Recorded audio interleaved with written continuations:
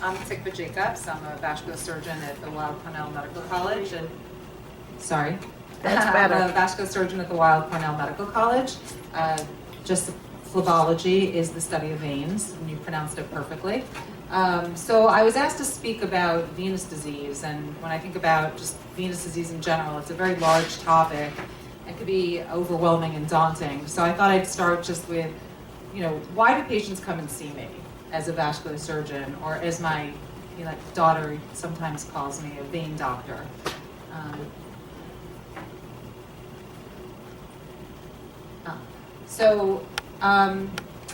Here I just put up some pictures of different patients that I've seen over the years, and you can see that there are many different kinds of veins in different areas of the legs that people will come see me for.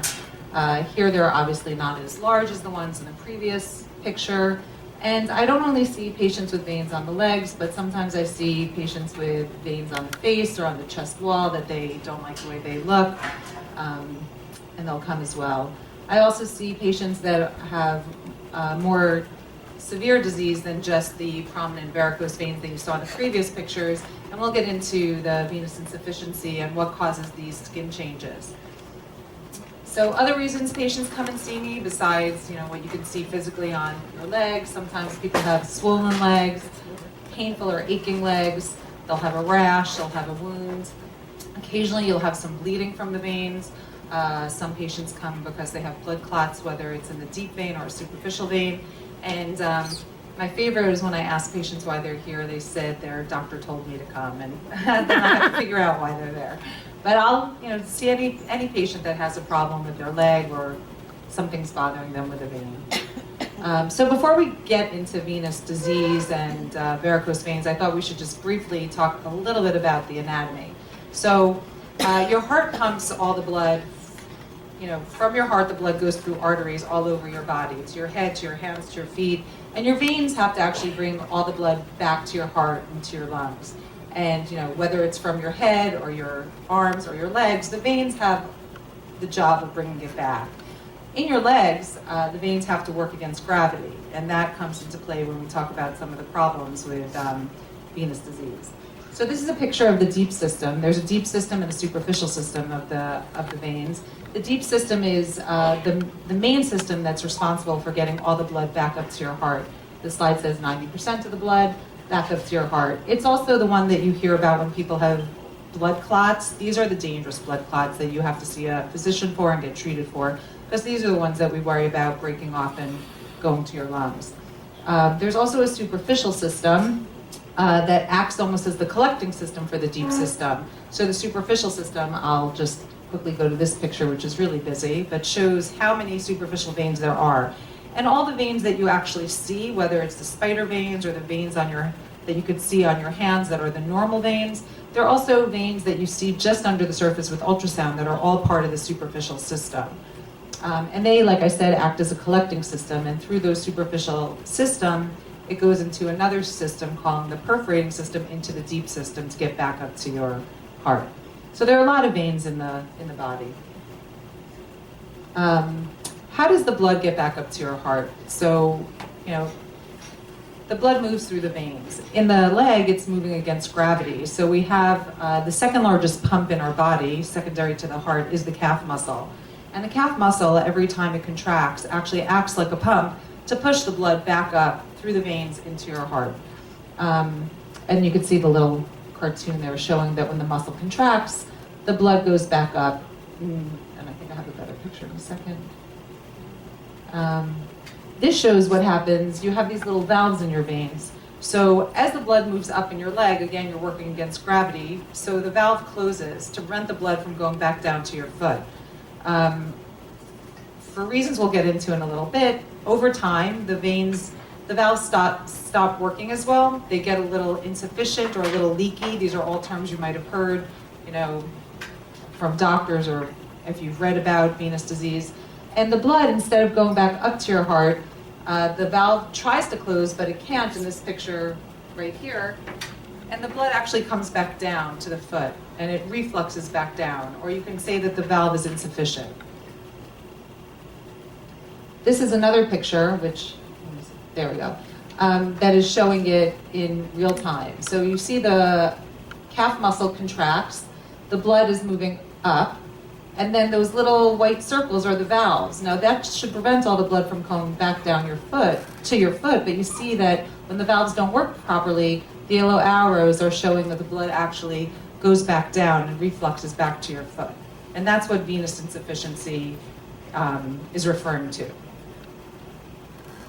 So how common is venous disease or venous insufficiency? So about 1/2 of adult men and 2/3 of adult women have some sort of venous disease. And this is ranging anywhere from spider veins to, all the way varicose veins, skin changes, ulcers. So it's very common. In the Western population, greater than 20% of adults have varicose veins. In the US, it's estimated that greater than 30 million adults between the ages of 40 to 80 have varicose veins. And the incidence increases with age and is more common in women. But as you can see on the bottom of the slide, when you hit your 60s, almost half of the male population will have varicose veins as well. Even though the women have 70%, the men are almost at half. So what again does venous insufficiency mean? So just going back to that slide that showed the blood going back down to your foot, it's that the veins are not working properly. That's the simplest way of explaining it. When the veins don't work properly, you get a lot of the blood accumulating in the veins and causing pressure in the veins. When you have this pressure in the veins, it causes symptoms. So sometimes people will complain of having heaviness or aching or tired legs. All this is because you have this extra pressure hanging out in the veins. And you saw that other slide that showed all the pictures of all the veins in your calves. You have a lot of veins. So if they're not working, you end up accumulating a lot of extra blood pressure in your veins and in your calves. Besides the symptoms, sometimes when you have that extra pressure and extra blood in your leg, you start to notice more superficial veins showing up. So you'll notice some more spider veins. You'll notice the varicose veins. So some of the risk factors, I know that I heard someone mention genetics before we started the speech, but genetics and heredity is the #1 reason for developing a venous disease or varicose veins or spider veins.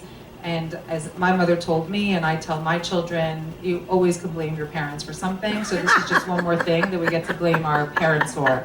And it doesn't matter whether it's a father or a mother, it's, parents are the #1 reason.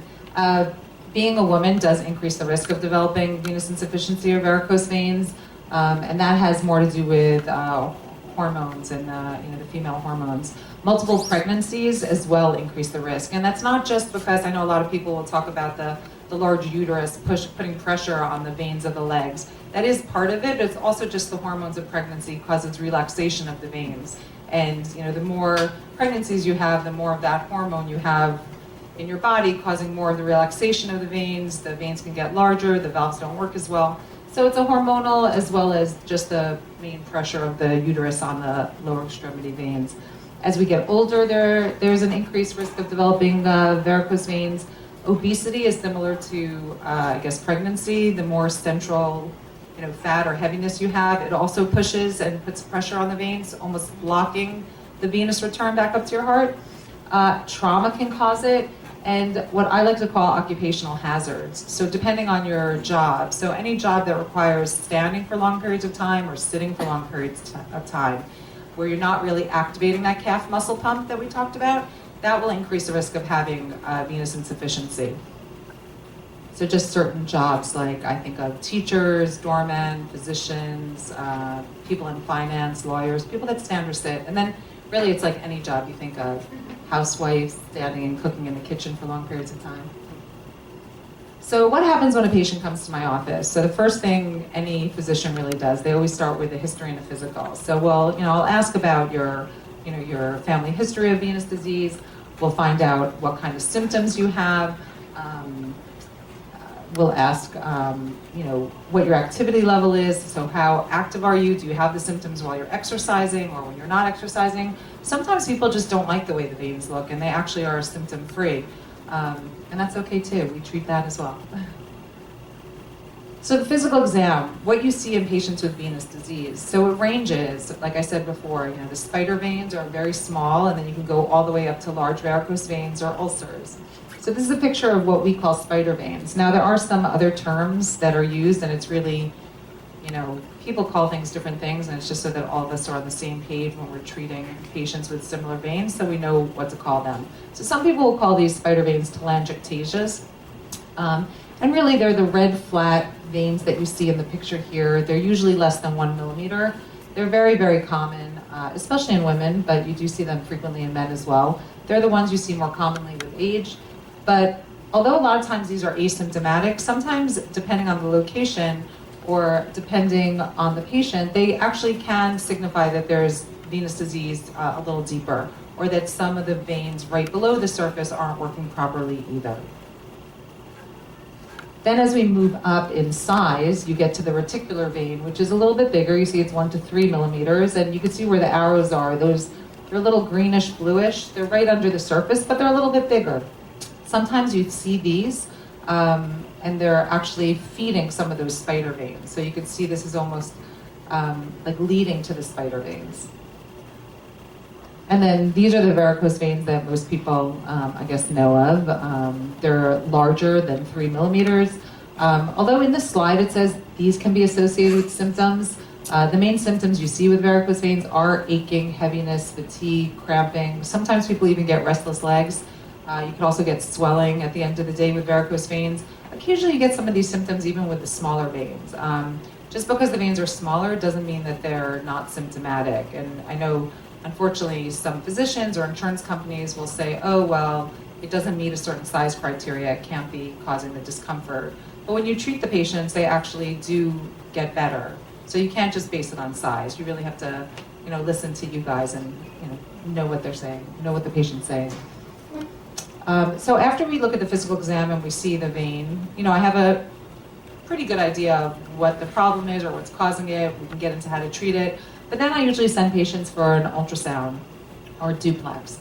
And that's a non-invasive test, which actually looks at the deep system as well as the superficial system. It shows me the anatomy, although most of the main veins are always the same. There is a little bit of variation in some of the superficial veins. And it will also let me know if there are any blood clots that I have to be aware of, whether it's in the deep system or the superficial system. And then it also shows me which veins are not working properly or which ones are insufficient or refluxing. Okay, so now we know that someone has varicose veins, so they have venous insufficiency based on their symptoms, based on the ultrasound. So how do we treat them? So the first line of therapy is usually conservative management, and that's always with exercise, so we activate that calf muscle pump, elevation of the legs, and I know I heard also before talking about different maneuvers, that when you elevate your legs, even if it's just slightly above your heart, you're now helping your body work with gravity to get some of that blood and the fluid out of your veins back up to your heart. And then the third is the graduated compression stockings. So this is just a picture of the compression stockings. The way they work is they're the tightest by the foot, and as you move up the leg, it decreases the amount of pressure on your leg. The idea behind the compression is that it reduces the reflux of the blood, so there's less blood moving back down to your foot, and it's sort of helping the blood move back up to your heart. It also increases the velocity of the blood flow to reduce any risk of blood clot. And compression stockings will reduce the symptoms of the aching, fatigue, pain, and swelling. So the compression stockings come in lots of different measurements. You know, you might see some that are sold over the counter that you don't need a prescription for, and those are generally like 8 to 10 millimeters of mercury. As the numbers get larger, they get tighter. Once you get above 15 to 20 millimeters of mercury, you actually need a prescription for that. And the reason why is because I think the pharmacies want to make sure that you're not going to do any damage if you have some underlying arterial disease or if you have some skin issues or something. So they want a physician to make sure it's okay for you to wear something that tight. It's good to actually replace them if you're wearing them every day, I would say every 6 months if you're wearing them every day, because they do lose elasticity over time. And once you get to the higher compressions, it's really important to have your leg measured so that you get the right size. Because sometimes I have patients come in and they'll just say, oh yes, I bought a large, but then it doesn't fit them properly and it can sometimes cause more damage than help. So compression stockings have come a long way. Now they not only make them in lots of different colors, but they make them even with some texture, some lace, and Nike and a lot of other athletic companies have, started to make their own athletic recovery socks. Again, those are not going to be that tight. They usually aren't more than 15 to 20, because above that you do need a prescription. But really, you can get lots of different socks. They're a lot more comfortable than they used to be, and they're a lot more fashionable. So what do compression stockings or exercise, like what do the conservative measures actually do? How does it help you? So it does slow the progression of the disease, and I say disease for lack of a better word. It's a progressive disease. As we get older, you will continue to develop new veins, but compression will slow that development. It will also keep the veins you have from getting worse. And the main thing is it really does control the symptoms, like I said before. But what it won't do is it will not make the veins go away. So I'll have patients come in and say, I'm wearing them, but they're still there. And but the second you take them off, the veins are going to be there. So only when you're wearing them do you not see them, but they're still there. So what can we do in order to treat some of these veins, since not everyone wants to wear compression stockings all the time, especially in the summer, especially when it gets hot out. So in the past, when people used to talk about venous insufficiency or refluxing or varicose veins, the big thing that everyone thought of was a vein stripping. And I don't know how many have heard of that, but it's when the great saphenous vein didn't work, which is one of the superficial veins. The main treatment for that was to make an incision at the ankle and in the groin and strip it out or rip it out. And it was an invasive procedure. You needed general anesthesia or spinal anesthesia, and you had to be out of work for a couple of days. Really, when they first started, it was for a full week, because they wouldn't let you out of the hospital for 2 days either. Now, in order to treat the great saphenous vein, we use endovenous ablation. It's under local anesthesia. It's done in the office, and you just pretty much walk out of the office on your own and go back to your normal activities.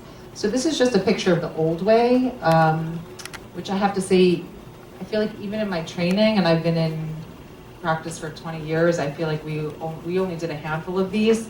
And it just shows that they're putting a metal stripper up the leg and you really rip it out. So now, like I said, for the endovenous thermal ablation, it's all done minimally invasive. It's ambulatory. I can't even call it surgery. I actually tell my patients it's a procedure. I don't even call it surgery anymore. It's a very short recovery time. And the idea is that we are destroying the vein from the inside out. So in the office, we use the ultrasound.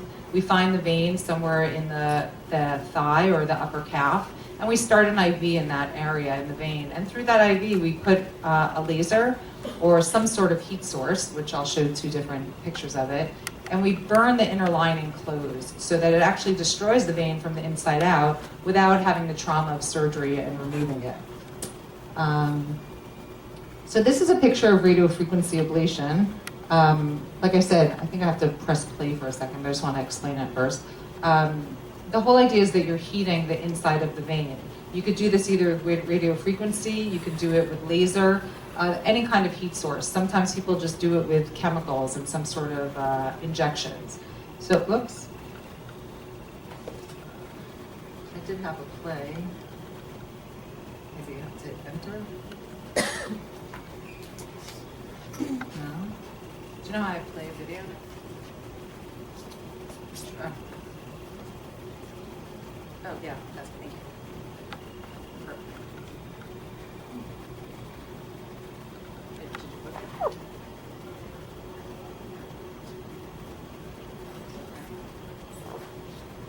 Okay, it's okay.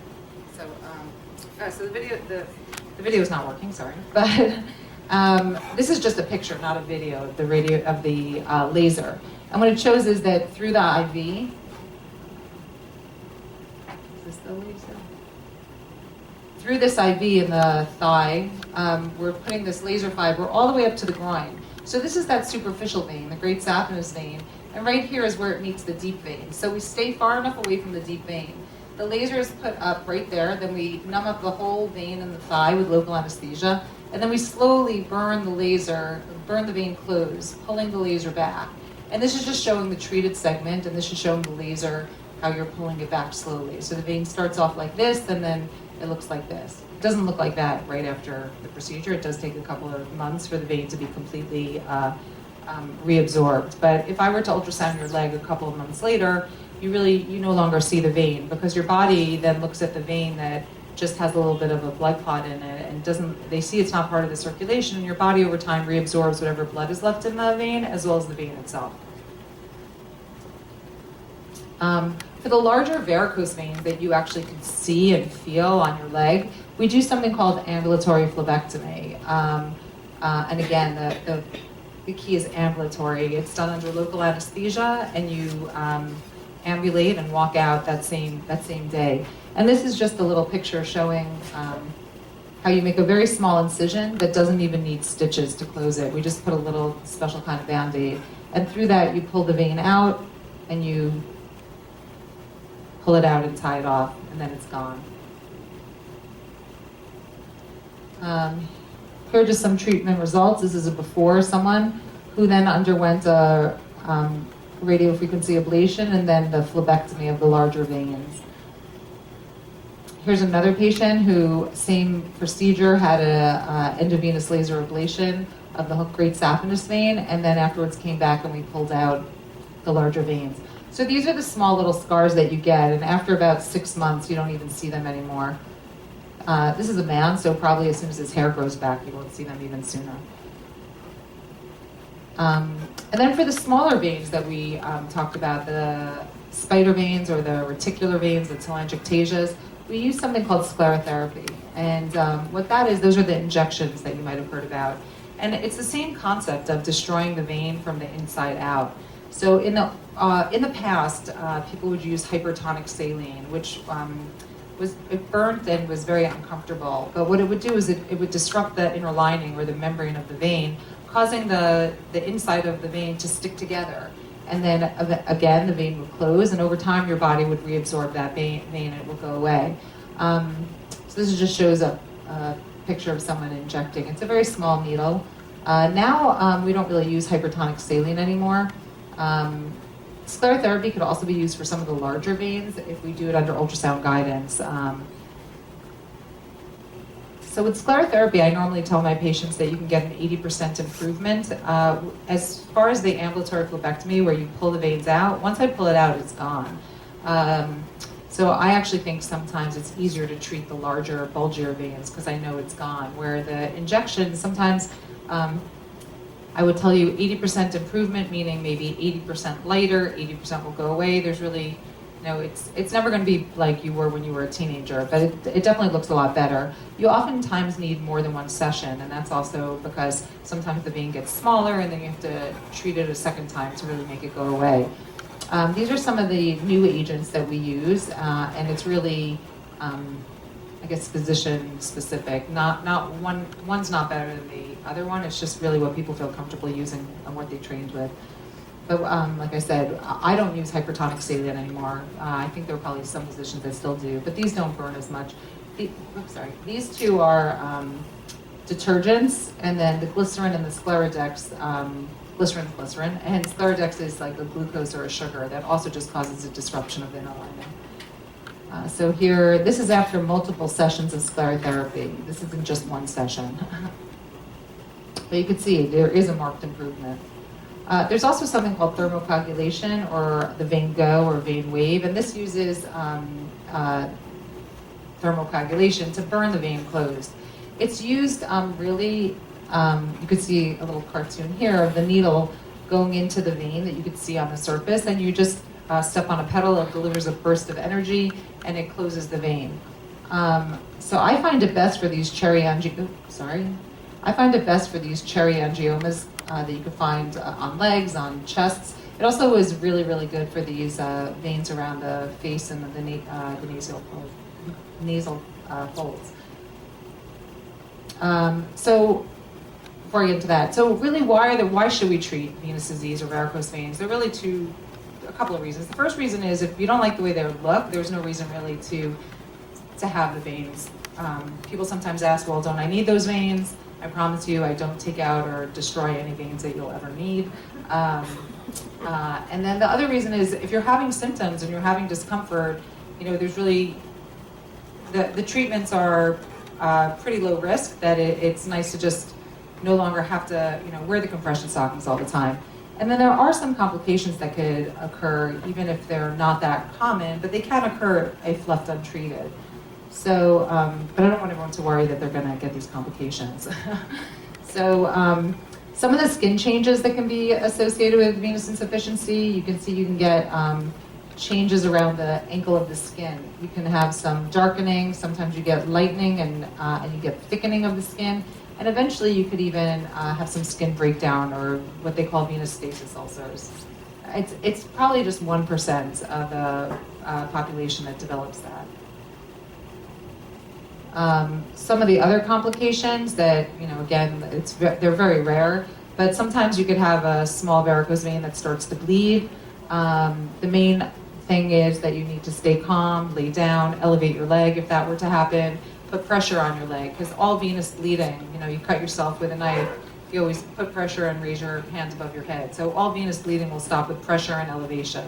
So sometimes I have patients that come in because, they bumped into something, they cut their vein shaving, and then it starts to bleed.